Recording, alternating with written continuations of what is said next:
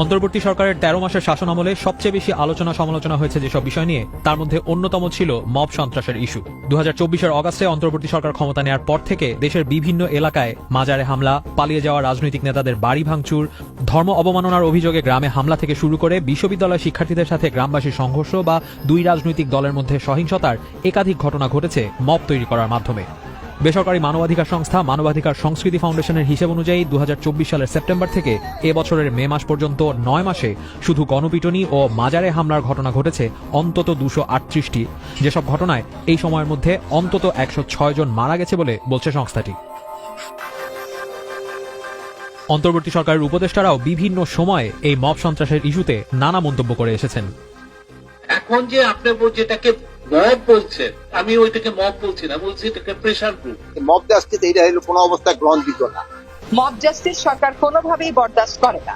সরকারের পক্ষ থেকে মব ইস্যুতে পদক্ষেপ নেওয়া বা ঘটনার পর বিচারের আশ্বাস দেওয়া হলেও তা কার্যত সীমাবদ্ধ থেকেছে কাগজ কলমেই। অনেক ঘটনার ক্ষেত্রে নেওয়া আইনি পদক্ষেপ নিয়েও রয়েছে নানা সমালোচনা।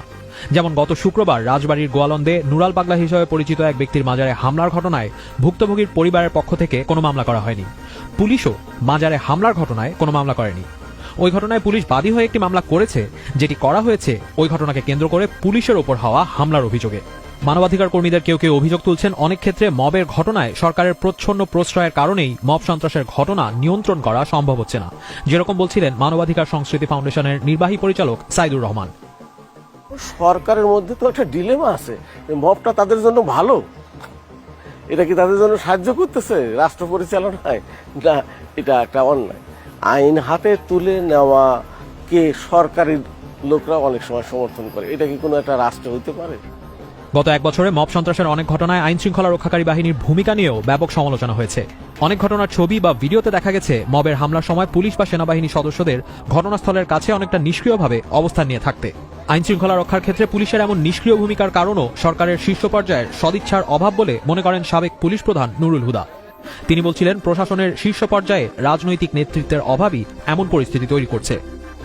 লিডারশিপের ব্যাপার, যদি লিডারশিপে মনে মনে করা হয়ে থাকে যে না, নিকট অতীতে আমরা পুলিশ অ্যাকশনের জন্যই এই বিরাট পরিবর্তন হয়েছে, অতএব আমি যদি অ্যাকশন নিতে যাই তাহলে এমন একটা পরিবর্তন হবে যেটা কাঙ্ক্ষিত না, যেটা সরকারের জন্য অসুবিধার মতো ব্যাপার, তো আমি তাহলে অ্যাকশনে যাব না। হয়তো অনেক সময় সেরকম একটা মেন্টালিটি কাজ করতে পারে। সার্বিকভাবে আইন শৃঙ্খলার এমন পরিস্থিতির মধ্যে প্রশাসন কতটা সুষ্ঠুভাবে নির্বাচন আয়োজন করতে পারবে তা নিয়েও প্রশ্ন উঠছে। সরকারের পক্ষ থেকে বলা হচ্ছে যে নির্বাচনের সময় মব সন্ত্রাসের ইস্যু দুশ্চিন্তার কারণ হবে না। জনগণ যে সময় নির্বাচনমুখী হয়ে যাবে সেই সময় তাদের কেউ বাধা দিতে পারবে না। যদিও পুলিশের সাবেক মহাপরিচালক নুরুল হুদা মনে করেন নির্বাচনের সময় পুলিশের ভূমিকা কিছুটা পক্ষপাতদুষ্ট হলে অবাক হওয়ার কিছু নেই। আমাদের একটা কথা শুনতাম, পাগড়ি জিস তরফ সালাম উস তরফ।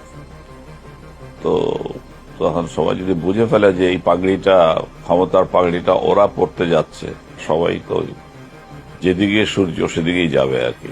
আশ্চর্য হওয়ার কিছু নাই, কেন সবাই যখন মনে করছে না এই জিতবে, তো তাহলে এদের সাথেই থাকি। তবে মব নিয়ে এই উদ্বেগ আর আইন শৃঙ্খলা রক্ষাকারী বাহিনীর ভূমিকা নিয়ে সংশয়ের মধ্যেই পুলিশ ও প্রশাসন আত্মবিশ্বাসী যে তারা সুষ্ঠুভাবে নির্বাচন আয়োজন করতে পারবে। নাগিব বাহার, বিবিসি নিউজ বাংলা।